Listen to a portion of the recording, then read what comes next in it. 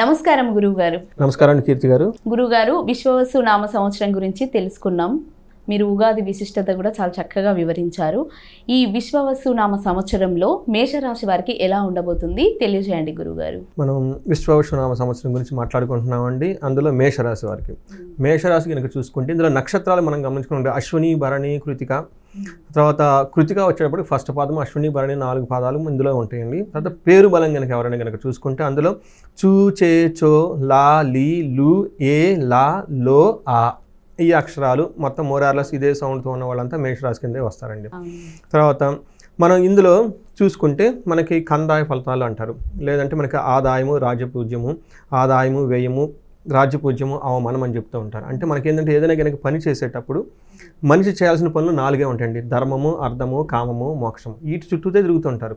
భూమి మీద ప్రతి జీవి ఇక్కడే. నాకు కాల్స్ అమెరికా నుంచి వస్తుంటాయి, మిడిల్ ఈస్ట్ నుంచి వస్తుంటాయి, కేరళ నుంచి వస్తుంటాయి, ముస్లిం కంట్రీస్ నుంచి కూడా వస్తుంటాయి.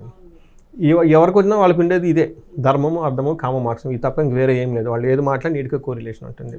అయితే మనం పని చేస్తూ ఉన్నప్పుడు ఈ ధర్మార్థ కామ మోక్షం సాధించాలనుకుంటామండి. అయితే నేను చాలా ఎఫర్ట్ పెట్టాను, రిజల్ట్ ఎలా ఉంటుంది అని తెలుసుకోవాలి. అలానే నేను చాలామందితో ఇంటరాక్ట్ కూడా అవుతూ ఉంటాను. నన్ను ఎంతమంది అర్థం చేసుకుంటున్నారు, ఎంతమంది అర్థం చేసుకోవట్లేదు అని కూడా మనకు తెలిసిపోతుంది అనమాట. దీనికి మనకి ఎలా చెప్తారంటే మేషరాశి వాళ్ళకి చెప్పుకుంటే ఆదాయం 2, వ్యయం 14. ఆదాయం 2, వ్యయం 14. అలానే రాజ్యపూజ్యము 5, అవమానం 7. రాజపూజ్యం అంటే మెచ్చుకునే వాళ్ళు 5, అవమానించే వాళ్ళు 7 మంది ఉంటారు. సో ఇలా ఏదైనా పని చేస్తూ ఉంటే వీళ్ళని అర్థం చేసుకునే వాళ్ళు 5 ఉంటారు. అర్థం చేసుకోకుండా వ్యతిరేకించేవాళ్ళు, లేదంటే మనల్ని అలా వదిలిపెట్టేవాళ్ళు, సహాయం చేయని వాళ్ళు 7 ఉంటారు. ఈ ప్రకారం మనం చూస్తూ ఉంటే మేషరాశి వాళ్ళకి ఈ ఫిగర్స్ని బట్టి కొంచెం ఛాలెంజింగ్గా ఉంది అని మనం తెలుసుకోవాలి. అవునా? ఇప్పుడు ఈ మేషరాశి వాళ్ళకి గ్రహస్థితి చూద్దాం.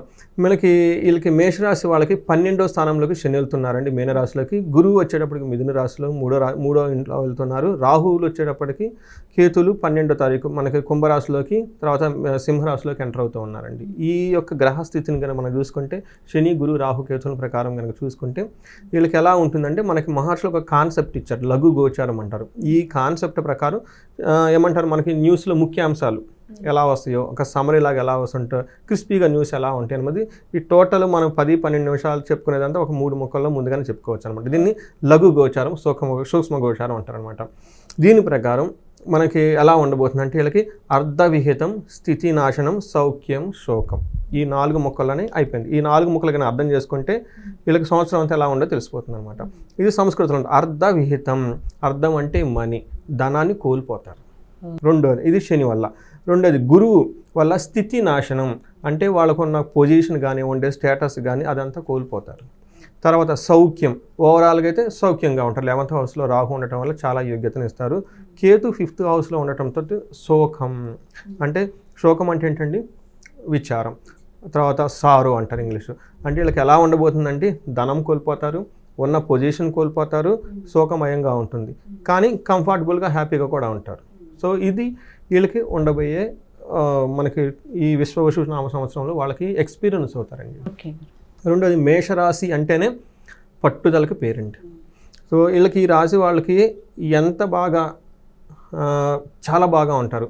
అయితే ఇలాంటి ప్రాబ్లమ్స్ వచ్చినా కానీ వాళ్ళ పట్టుదలని ఏం వదలరండి. వాళ్ళల్లో అధైర్యం అనేది ఉండదు. చక్కగా దృఢంగా నిలబడి ముందుకెళ్ళే ఒక గొప్ప లక్షణం ఈ మేషరాశి వాళ్ళకి మాత్రమే ఉంటుందండి. పట్టుదల ఎక్కువ అండి వీళ్ళకి. అందుకని వీళ్ళకి ఈ 3 విషయాల్లో బాగలేకపోయినా కానీ వాళ్ళు లోన చాలా స్ట్రాంగ్గా ఉంటారు.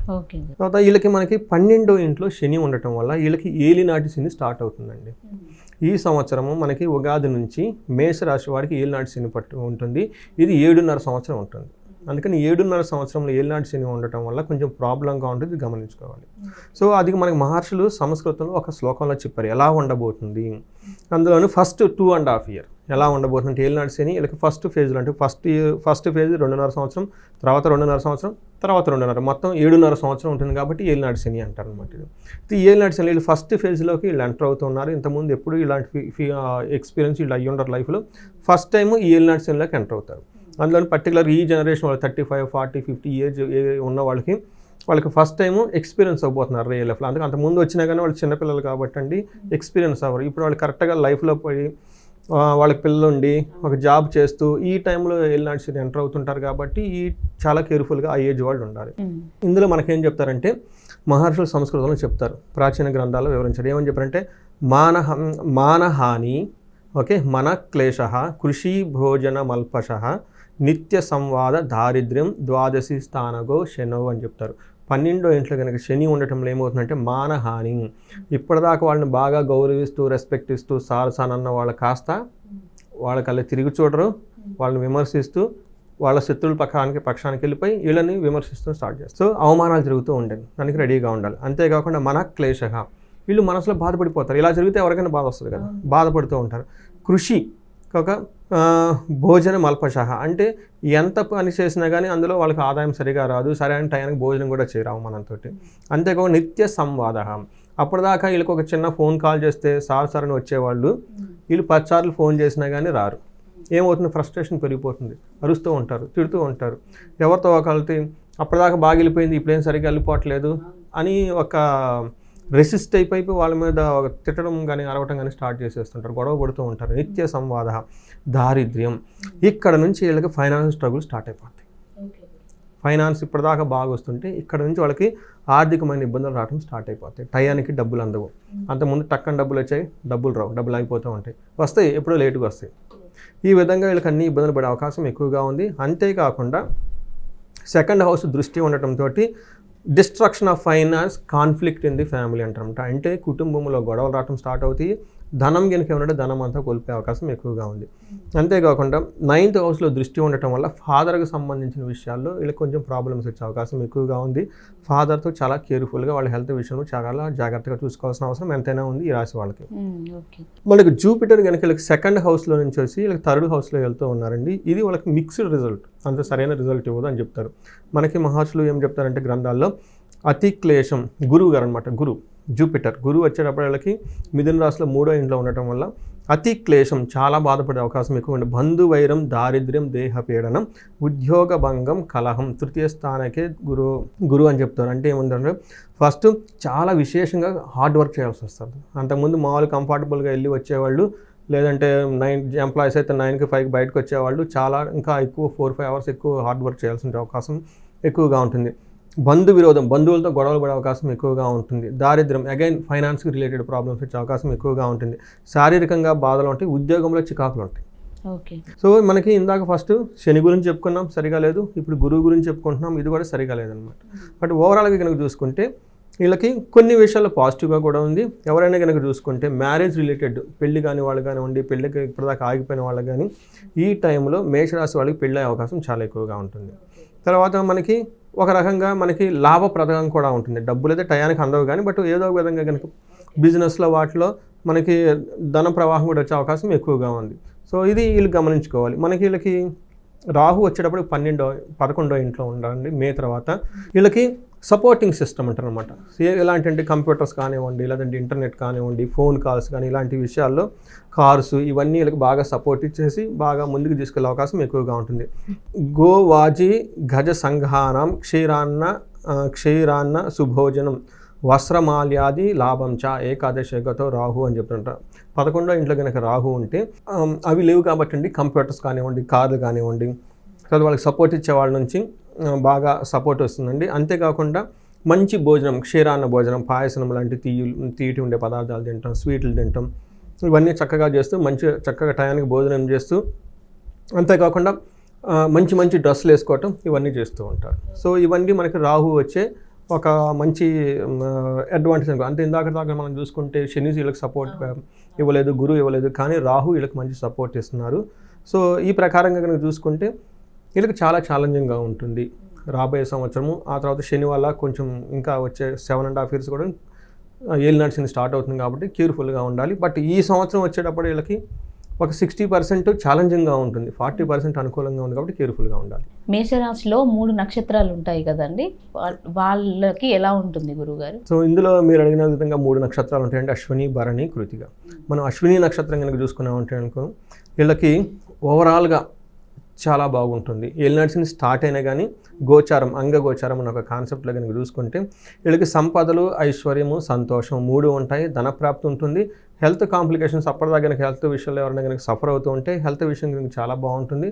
ఓవరాల్గా ధనలాభం ఉంటుంది, సుఖం కూడా ఉంటుంది. సో వీళ్ళకి మనం బాగుందని మనం చెప్పుకోవాలి. అలానే భరణి నక్షత్రం, నీకు ఇందాక నేను అదే చెప్తున్నాను, యాక్చువల్గా శ్రీ విశ్వవసునామ సంవత్సరంలో సంపదలకి సంతోషానికి అందరికీ బాగుంటాయి.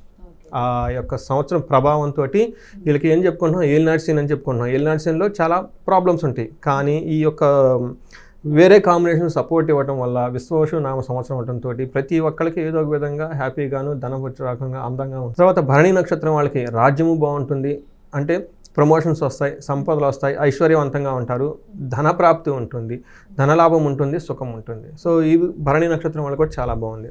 మనం కృతికా నక్షత్రం కనుక చూసుకుంటే ఇందులో సంపదలు, చక్కగా సంపదలన్నీ వచ్చేస్తాయి. వీళ్ళకి ధనప్రాప్తి ఉంది, పరవాసము, వీళ్ళు కనుక వేరే ఫారిన్ కంట్రీ వెళ్ళాలనుకున్న వాళ్ళకైతే చాలా అవకాశం ఎక్కువగా ఉంటుంది. సర్వజన పూజ్యము, అందరి నుంచి చక్కగా గౌరవింపబడుతూ ఉంటారు, ధనప్రాప్తి ఉంటుంది, పరవాసము. వీళ్ళు ఈ రాశి వాళ్ళకి పర్టికులర్గా కృతికా నక్షత్రం వాళ్ళకి ఎవరైనా కనుక ఫారిన్ వెళ్ళాలనుకున్న వాళ్ళకి చాలా చక్కగా ఉంటుంది, మంచి వాళ్ళకి అవకాశాలు ఎక్కువ ఉంటాయి అన్నమాట. అందుకని ఎవరైనా కనుక ట్రాన్స్ఫర్లు పెట్టుకోవాలనుకున్నా, లేదంటే ఫారిన్ వెళ్ళాలనుకున్నా, విదేశాలకు వెళ్ళాలనుకున్నా కానీ వీళ్ళకి చాలా కలిసి వచ్చే అవకాశం ఎక్కువగా ఉంది. సో ఈ అవకాశాన్ని అన్ని వీళ్ళు సద్వినియోగించుకోవాలని మనం కోరుకుందామండి. ఇప్పుడు మేషరాశి వారికి కొంచెం బాగలేదు కదండి, కొంచెం అంటే ఒక 60% ఇబ్బందులు ఉన్నాయి కదా, వాటికి పరిహారం తెలియజేయండి గురువుగారు. మీరు అడిగిన విధంగా వీళ్ళకి పరిహారం చేసుకోవాలంటే ఏలినాటి శని స్టార్ట్ అవుతుందండి, చాలా జాగ్రత్తగా ఉండాలి. వీళ్ళు పరిహారాలు కొంచెం ఎక్కువే చేసుకోవాలి. ఫస్ట్ పరిహారం ఏంటంటే ఇది ఇలా ఉంది అని తెలుసుకోవటం పరిహారం అండి. మనకి పంచాంగ శ్రవణం చెప్తారు, ఎందుకంటే ఇది ఎంటనే సగం పుణ్యం వస్తుందంట. ఎందుకంటే మన బ్రెయిన్లో పోతుంది, ఈ మంత్ మనం బాగలేదు, కొన్ని విషయాలు జాగ్రత్తగా ఉండాలి. ఎలాంటి విషయాలు జాగ్రత్తగా ఉండాలి? మనీ విషయం చాలా జాగ్రత్తగా ఉండాలి. మనీ మీరు పెట్టి మీరు డబ్బులు ఇచ్చారు, ఆ డబ్బులు తీసుకొని ఒకటి డబ్బులు పోతుంది, తర్వాత రిలేషన్షిప్ కూడా చెడిపోతుంది. ఓకే గురువుగారు, చాలా చక్కగా వివరించారు. మేషరాశి వాళ్ళ ఫలితాలు ప్లస్ వాళ్ళు చేయాల్సిన పరిహారాలు చాలా చక్కగా వివరించినందుకు ధన్యవాదాలు గురువుగారు. ధన్యవాదాలు.